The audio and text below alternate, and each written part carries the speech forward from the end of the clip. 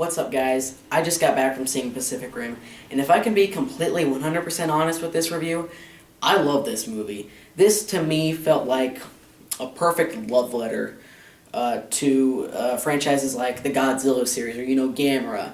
It felt like it captured a lot of the spirit of those movies whilst doing its own sort of original things. The movie's got problems, I'll fully admit that, and I'll get to them in this review. They're going to be spoilers, by the way, in case you don't know that. But Pacific Rim, the movie is basically about in the Pacific Ocean, a hole opened up in the bottom, and it basically allowed these things they call Kaiju, which are basically just giant monsters, to come up from another world and into our world. Basically, what ends up happening is that they describe earlier on in the movie how it was just destroyed everything. It even created a plague, which they don't really go into a lot of detail about. They just sort of say, oh, hey, it created a plague, and that's really all there is to it. But anyway, monsters are coming up from the Pacific Ocean, and we come up with a way to combat them by creating robots, like you do. So when tanks and everything, that takes it out technically. They say that tanks and jets were actually able to take it out, fighter jets, but it was a lot of heavy casualties, obviously, because you're taking out this thing that's like the size of a skyscraper, and it's going to cause a lot of casualties, which it does.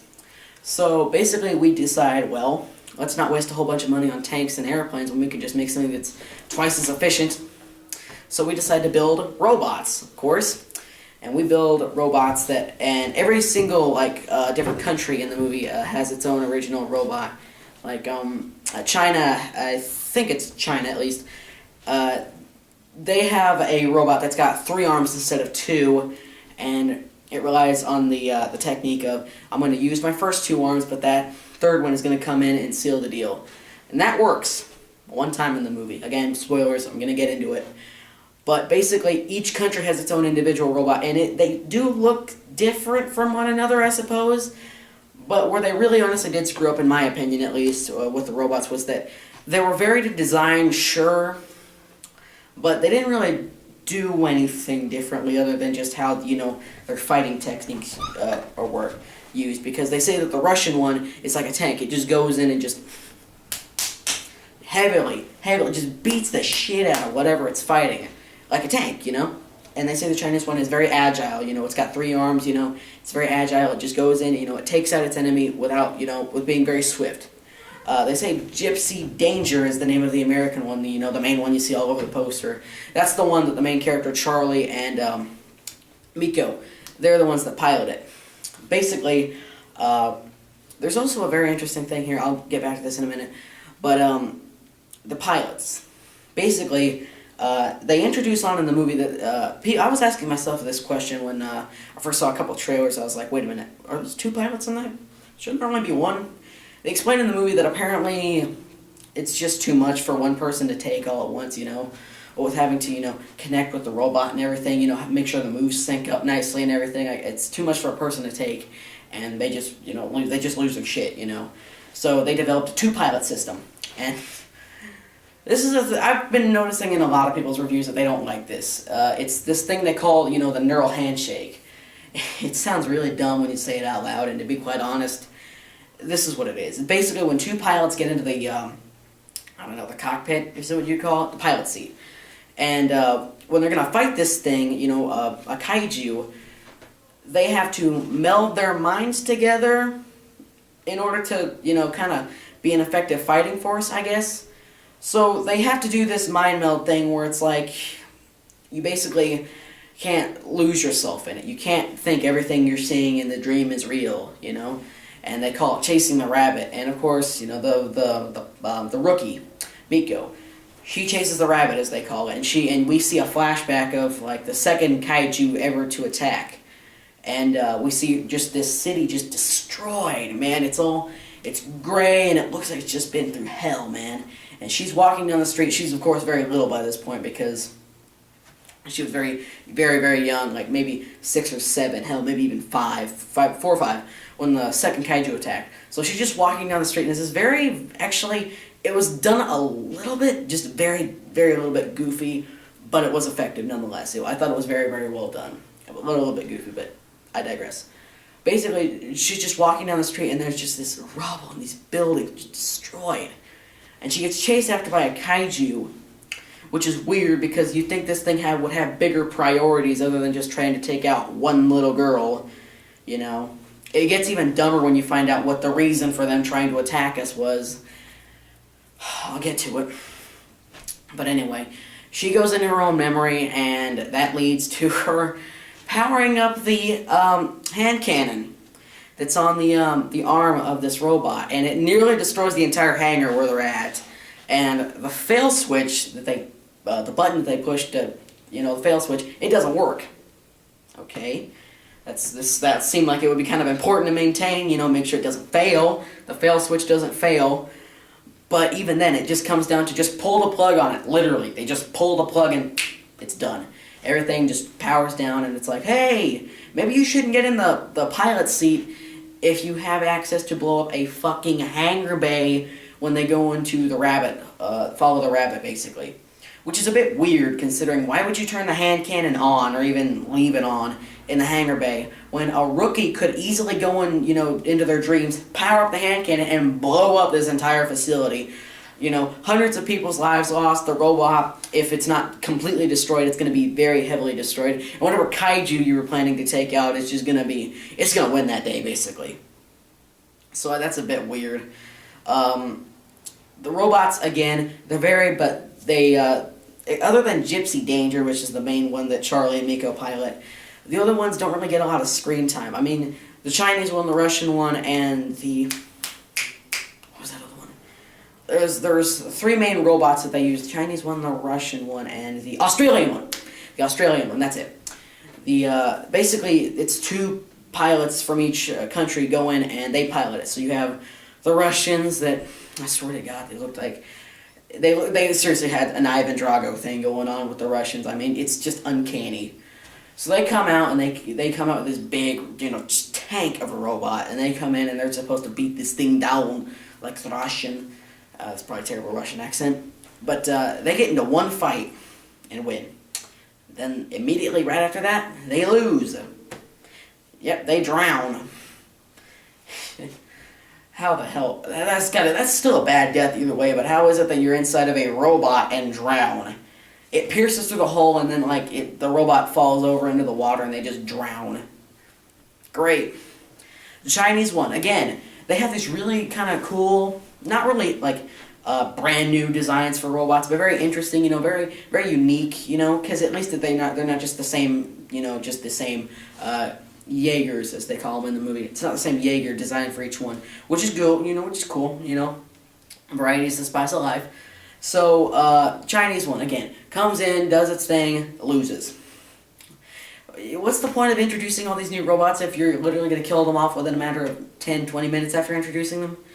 Don't get our hopes up, But anyway, Russian one, Chinese one, they die. Pilots inside them, they die too. Also, another interesting thing about the Chinese one is that unlike in the movie where it's a two-pilot system for every robot, this is the one where it's they had the pilots are all triplets. So instead of two pilots, it's three, explaining the third arm. It makes a little bit more sense. It makes a lot more sense when you see the movie. It's not that neural handshake thing is still a bit weird. They don't make a lot of sense, but you know what? Whatever. It's a giant robot monster movie where they fight each other. You're not gonna exactly expect something like Citizen Kane here. But mistakes are still mistakes either way, so you gotta acknowledge them. But another thing I wanted to talk about was that Gypsy Danger, it's just the main robot, the American one. Basically, in the opening scene of the movie, again, spoilers if I didn't get that clear. Basically, in the opening of the movie, they introduce Gypsy Danger, which is the main robot that you see. And it's the main pilot, Charlie, and his brother are piloting Gypsy Danger. And they're they're pros at this point. They're going in and they're like, yeah, we got this, man. They're all confident and everything. So they get into this robot, and of course, cliches as you do, Charlie's brother gets killed. I don't know if they even gave him a name or not. They probably did, but I wasn't paying attention. So anyway, so maybe I caught it. I don't know. But he ends up getting killed. Surprise, surprise. So apparently this is such a bad event for Charlie that he has to go off and do some soul-searching bullshit. You know, it's like, oh my god, I've just been fighting in these Jaegers all this time. I gotta go do something. So he goes to work on construction on this wall. That's another thing they want to talk about, because basically all the world's leaders, they cut funding from the Jaeger program, meaning they can no longer make new robots because they say that they're losing robots faster than they can make them. Okay, I guess that makes sense. So basically the world leaders, and what's gotta be a really fucking dumb move, well, it's really just kind of idiotic at best, because you know it's not going to work. Because apparently by their thinking, when even robots succeed, they're not losing here, they're succeeding. They're still technically killing the Kaiju. It's like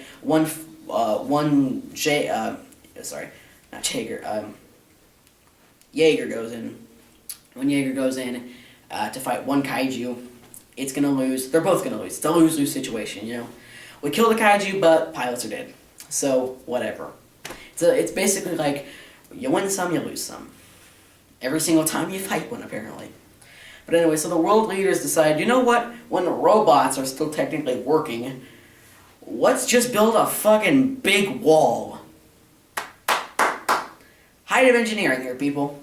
When robots that are at the top of technology have swords that come out of their hand, plasma cannons, technology that's just out, you know, swords and everything, that's simple. But plasma cannons, when that's killing these things pretty effectively, I may add, because they use it several times in the movie, and it doesn't really seem to fail any time they use it. When that works, why would you think that cutting the funding for this thing and saying, you know what, let's just take all of our funding and invest it in a wall, just a big stone wall. It's not like this thing could, I don't know, climb up the wall or anything, or just jump over it or anything like that. No. Fuck, these things had wings at one point, so of course it couldn't just fly out. Of course, we don't know that, but the trailers gave it away, so, you know, the whole time I was asking myself, wait, one of those things has wings, it's gonna just fly out. And of course, you know, the minute they show that wall, it's like, oh, I wonder what's gonna happen when the Kaiju attacks. Guess what? Cuts through the thing like wet toilet paper. Shocking much? I mean, I was expecting it to break through the wall. I don't know if it really shocked anybody that it did. But anyway, this thing breaks through the wall. And it breaks through the wall. And it's just, like, at that point, I would think you'd want to go back and, you know, Idris Elba plays the General Commander. Not sure what to describe it as a role as. I know I'm going to get a lot of flack for that. I'm fully aware for it. But basically, he used to be a pilot at one point, and that does tie into Miko's story. I'll get into that. But basically, it would have been very kind of interesting if the world leaders just came back on and said, yeah, sorry about cutting your funding and all, but you have a feeling you could make more Jaegers? That wall didn't exactly work out. We're still kind of reeling over the fact that there's probably people who died because just the rub of a bone. You know? Should you please come back and bring your robots with you because they were kind of effective. You know? Something like that. But no, it's just like, we have black market people to give us money now. So much as long as we give them kaiju organs and brains and hearts and shit like that. Hannibal Chow. That was pretty funny. Anyway, basically Hannibal Chow is the person who, after they get their funding cut from the world leaders, basically, this black market dealsman comes in and is very powerful, by the way. Apparently the guy can afford to give money to a program that can build giant robots with plasma cannons and giant fuck-off buster swords that can just slice a motherfucker in half with no problem. And it does. No problems whatsoever. Apparently has enough money to do that and buy, you know, get all these kaiju organs and whatnot. But I guess you make a lot of money when you sell this stuff, so I guess, yeah, whatever. Dismiss it. You're not getting Shakespeare here. You're getting Pacific Rim. A movie with a couple of plot holes, more than a few. But anyway. it's weird because that sword, like I mentioned earlier, just kind of comes out of nowhere, you know? It's like earlier on in the movie, it's like we have fighting, we have special techniques that certain other countries use, as previously mentioned. But then all of a sudden they're losing this battle, this kaiju sort of like, you know, kind of sheds its skin a little bit and grows wings out of nowhere, picks up the Jaeger and just starts flying into space, you know? So you think, oh shit, you know, they've taken a bit of a beating too, but they've done a little bit of damage into this thing as well. But anyway, it's taking them up into space. Charlie's like, oh god, you know, we're done for. You know, we're so screwed. This flashing light comes up on the screen that apparently he's never seen before. And Miko immediately knows, oh my god, that's a sword. Blink, shing. Literally, that's what happens in the movie. See this flashing light? It goes, oh, sword. That might be useful. Shing, big sword comes out of just big sword. Just cut it in half. They just cut it in half. Fall straight down to Earth, land safely. What? You'd think that would have come in kind of useful earlier, you know? When you were fighting the kaiju and your brother died, I think it would have been a little convenient to just bust out that sword and cut its head off or whatever. But there goes me thinking again. Anyway, aside from that, and you know the fact that I'm pretty sure they used the sword later on. I know, maybe I'm totally wrong about this. Again, it's been I think 1 or 2 days since I've seen the movie. Camera problems let me from doing a direct vlog after I saw the movie, but so a couple of details are a little blurred. But Charlie from Always Sunny in Philadelphia plays the main scientist in the movie. Oh, speaking of scientists, one thing I almost forgot to mention was that the characters in the movie are not original at all. Charlie's basically your veteran, you know, you're kind of drunk and rough, veteran who's seen some shit, man. And he wants to get out of there now, you know. You're kind of grizzly, you know, kind of rough veteran, you know. But at the same time, he's kind of not. He's just kind of, you know, fill the veteran role is basically what we need, you know. Nothing more, nothing less. You know, your brother died from a kaiju attack, so you got all depressed and you went off and you moped and you went to build this wall instead of fighting kaiju in a Jaeger, which is a giant robot. So how do you go from transition from a giant robot to I'm gonna build this wall that I'm sure is not gonna work, but fuck it, I ain't got nothing to do on a Saturday anyway. So let's just build the wall. But Charlie's basically the veteran. You have Miko, who is the refugee, who is basically the rookie. You know, you have the rookie, you have the veteran. You know, it's like I'm gonna teach you the ropes. I'm gonna show you how to really fight kaiju. You know, it's amazing how it's like she's the rookie, yet she seems to be really good at fighting, if not better than Charlie is. You know, and they make the excuse of, oh, maybe it's just because I've been out of it for 1 or 2 years. But she's never been in it. But by the time they pull out this sword thing, that's her first fight. Her first fight, and she figures out a way to kill a kaiju faster than Charlie ever did. Hell, had it not been for the fact that Miko, had she not pulled out that sword, they probably would have died. Or lost the battle at least, you know? It's like, wait, hold on, she's a rookie and she's already figuring out better tactics than the veteran is? The guy who's been fighting kaiju for a long time now, you know, years. You know, that was a bit weird. But other characters, like you have Charlie from Always Sunny in Philadelphia, kind of the quirky kind of scientist. You know, they call him a kaiju fanboy at a couple of points. Kaiju fanboy, that's apparently a term now. Oh shit! I didn't realize I had company. Yeah, kind of disconnected. What's wrong? Apparently my dog's choking on something. Anyway. Basically, you have other characters, you know, like you have Charles from West Sunnyville, kind of the quirky scientist, you know. He fills his role, I guess. He's not really, like, hilarious or even sort of funny, but you know what? It works, I guess. It's still really, really kind of, really very predictable and whatnot, but I didn't really hate it. I know a lot of people that found him really annoying, and I can see where they're coming from because it's not really. It's another cardboard cutout role, basically. You know, we need a quirky scientist. Here you go. We need a veteran, rookie. We got plenty of those. You know, it seems like every character in this movie is just a cardboard cutout, save for Idris Elba, who is still badass in this movie. But again, you have the scientist, you have the veteran, you have the rookie, and we also have these stereotypical scientists who apparently gets off on solving math equations, because earlier on in this movie, when they're predicting that more than one kaiju are going to start coming out of the hole, it's just this big fuck off board with it's just covered in mathematical equations that make no goddamn sense. And he's just, double N, just going off. It's like, oh, we get it. Two kaijus are going to come out of the hole at the same time. Shit's going to go down. It's going to be bad. This big mathematical equation, like, oh, math will solve everything, because apparently math is the answer to everything. Two kaijus are going to come out at the same time. Let me write Algebra 3 on here and see if that fixes the problem. They figure out that basically they just need to blow up this hole. They need to blow up the connection from our world to their world. So basically, they say multiple times that they've tried to do this, but it didn't work. Basically, you have to get into their dimension or their world and blow the bomb up there to completely destroy the hole where it connects both worlds. See, it seems simple enough, you know?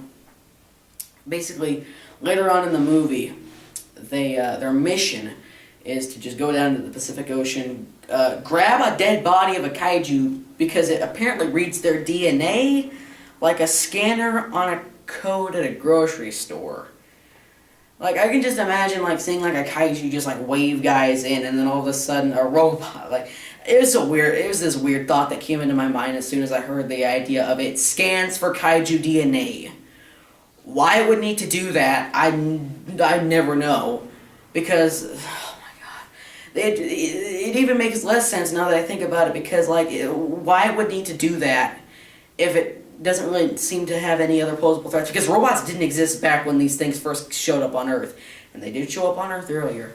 Basically, the movie gives this excuse of, you don't want to know how the dinosaurs really died? It wasn't because it got really cold and they all died. It wasn't because of a meteor. It was because kaiju came out from another world and killed all the dinosaurs and thought, you know what? Earth's not just feeling too good right now. We'll come back in a couple thousand years and see if it's doing better then. And there's this big just global warming thing, because it's like, oh, they don't have to do the terraforming. We're doing it for them. Go environmentalists. Fuck off. You know what? You can preach all your environmental crap later. I just came to watch robots and monsters fight, you know? Get all your preachy messages out of the way. Just let me see what I came here and paid $9 to see, by the way. Goddamn. Anyway, basically, they have to go into this world, set off the bomb, destroy the hole. Seems pretty simple. Well, they get down there, and there's also different classes of kaiju. And much like the robots, the kaiju are a little bit more varied in design, because they were designed by Guillermo del Toro, and I do apologize very much if I mispronounce that name. But they were designed by, you can definitely tell these are del Toro designs, because they are varied, and they do look very, very cool designs, you know. Very much variety in the monsters. Which is good, you know, because it's like every fight scene, every monster, whatnot, is different. They defeat them in different ways, which makes sense, you know.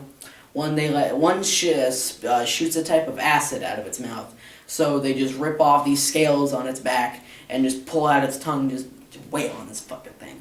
And I think that's the one they defeated with the plasma cannon. They defeat one with the plasma cannon again, like I said. Before they kill one with a sword by just cutting it in half. That's the one that flies. At one point, you know, some of them they just take down like class 1s or class 2s. I think they can just take down by like normal fist fighting and whatnot. You know, good tactics and whatnot. Those are easy to take down. But they say other ones, you know, you need different tactics. You know, like some of them you need to be quick, or you just need to go in and just beat down on them. You know, like every fight scene is varied. You know.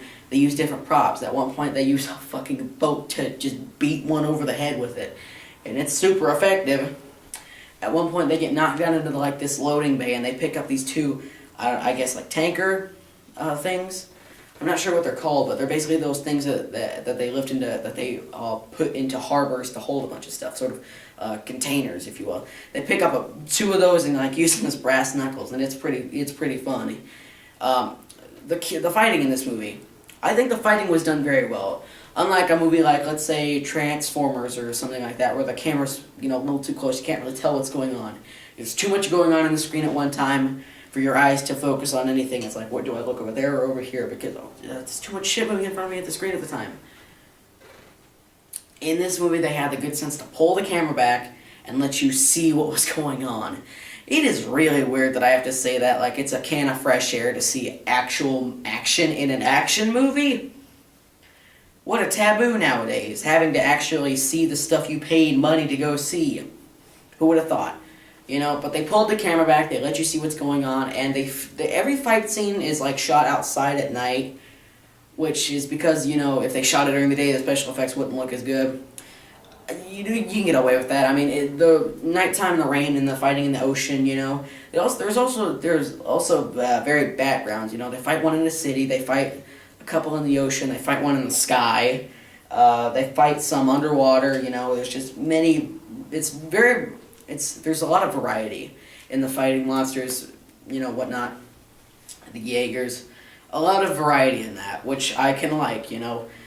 Better to have a movie with, you know, cardboard cutout characters, I'd say. You know, they don't get a lot to do, I'd say, but at least they're not like sort of annoying. You know, they even have the stereotypical, you know, kind of like bad guy. You know, where it's like it's like that cocky show off who just shows up. You know, and it's like he just has this grudge against the main character for no perceivable reason other than he's the main character and I'm supposed to not like you for some reason. I don't know, it resolves itself eventually. It's one of those things where it's like, oh, you're the main character, I have to hate you. That is at least until the end of the movie where I'm supposed to learn some type of lesson and we're now friends, or at least we have an understanding. I don't know. But, you know, cardboard cutout characters, I didn't find them annoying. I know some people definitely would because it's like, why do I have to sit through a 2-hour movie with, you know, characters, I know what their motivations are. I know what they're going to end up doing. There's not really any surprises when it comes to the character department in this one. You're not going to see a character who's been doing one thing, one note, one set of rules for the character the entire movie, and then all of a sudden do a 180 and do something completely different. You're not going to get into that. You're going to get a lot of cliches. You're going to get a lot of cardboard cutout characters. It didn't bother me, and I don't think it could have been a lot worse. It could have been a lot worse. They could have made these people just not only cardboard cutout characters, but also really annoying, and you can't stand them. They didn't make them annoying, which is something I gotta say that's good, you know, because if they had made them not only cardboard and stereotypical, whatnot, just cutouts of these, you know, characters, and they made them annoying, so annoying the fact that I couldn't stand to listen to them. I was just like, get off screen, please. You're making my ears bleed. That would have made this a lot worse. But I loved the movie because the action was good. The CG I thought was actually pretty good. You know, I'm not the type of person who's usually big on CG. I favor practical effects very much so, just because it looks a lot better. But in a movie like this, you need CG. They made movies like this, you know, with movies like, you know, stop motion, like movies like Robot Jocks and whatnot, where it's like it's not CG. But in a movie like this, when you're in, you know, times like these where it's like CG is used as the only special effect, in a movie like this movie has the excuse. This movie has the excuse of we have a scene where somebody picks up a boat and bashes a monster over the head with it and it breaks. We've got a scene in the movie where somebody rips open a monster's mouth, reaches in and pulls out their tongue, you know? And it's in CG. But that makes sense because you can't really show any of this stuff if it wasn't built in a computer. And there are practical effects in the movie. There are, actually. There's some practical effects when it comes to, you know, like the intestines and whatnot and the blood that comes to these things. That I liked, you know. But anyway, I can't really keep harping on this movie too much because I don't want to go on for an hour or anything. But I guess if I can wrap this up really, I'd say biggest problems with the movie: it's a little too predictable. Idris Elba was pretty good in it. Characters are one note, very cardboardy, cut out. Again, not a lot of character motivations outside of, you know, I'm a rookie. I'm the old, you know, I'm the hero that's supposed to make the valiant sacrifice at the end. Nothing else other than that, other than just I'm supposed to give a couple of pep talks and I'm supposed to make a valiant sacrifice at the end. It's not like that was a bad thing. Cliches do not ultimately mean that it's bad. I really do not want that to get the message across because I did really love this movie. Because, you know, cliched cardboard kind of characters, you know what? that's a problem, but that's a problem in and of itself that doesn't just immediately restrict itself to only this movie. You know, at least they're not annoying. At least they're not. At least it better. I say better to have cardboard cutout characters that aren't annoying than to have original movies with just completely irritating and annoying leads. At least I can say, well, at least that person's just generic or just kind of forgettable. Other than just, wow, this person made me want to gouge my eyes out with a fucking fork. You know? At least I can say that, you know? But basically, final verdicts on the movie is I really did honestly love it. The action was good.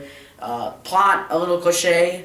Some things just kind of drop out of nowhere. It's like, again, at the very beginning, they introduce that plague. You think they're going to do something with it, you know? Where it's like they're going to have, like, you know, these there's going to be scenes where people are running around infected with this plague. Nothing really ever comes of it. A little disappointing, but you know what? The movie's not about that. The movie's about the Jaegers and the Kaiju fighting. And in that department, it succeeds wholeheartedly. So, plot's a little cliche and everything like that, you know. Typical problems that you'd have in a movie like this, I say. But you know what? I didn't find it too annoying. Again, I know a lot of people that would find it annoying. So I guess I can't really say it's too bad. Again, other than just the cliche characters and whatnot. I'm going over stuff I've already said. But basically, I give this movie very highly recommended. Again, I know that I'm fully gonna say it, fully gonna admit this. It has problems. You know, it didn't really bother me as much as it could have, but again, other people have other different opinions. But, you know, to each his own, you know. They didn't bother me, but I could definitely see how they bother other people, you know. It's like, I didn't come to this movie to see, you know, cardboard cutout characters, you know. But I didn't come to this movie to see groundbreaking characters or anything, you know, groundbreaking motivations, you know, stuff we'd never seen before, you know. I didn't come to this movie to see that. I mean, it would have been nice to see a lot of originality in these characters, or even just a teensy little bit of originality in these characters, you know, other than just making them just cardboard cutout, you know, samples, basically, of characters, you know. But other than that, I actually really did honestly enjoy this movie again. But the biggest thing about this movie is that it's not just a popcorn flick, you know. This movie's got a bit of staying power, and I could, again, I'm going out on a limb here. This may just be me, but I can see this movie in a couple of years being watched alongside stuff like maybe the original maybe the remake, not the original. Maybe. Stuff like, like the original, the 1998 remake of Godzilla. I didn't like it that much. I don't hate the movie like other people do. I didn't really like it, but again, I didn't hate it. I could see people watching it along with movies like that. This movie's much better than that, by the way. But again, to each his own, may just be me. I really like this movie. That's all I gotta say. That's all I got, So I guess, I'm the Utter Chaos. I review bad movies and everything like that. I'll see you guys next time.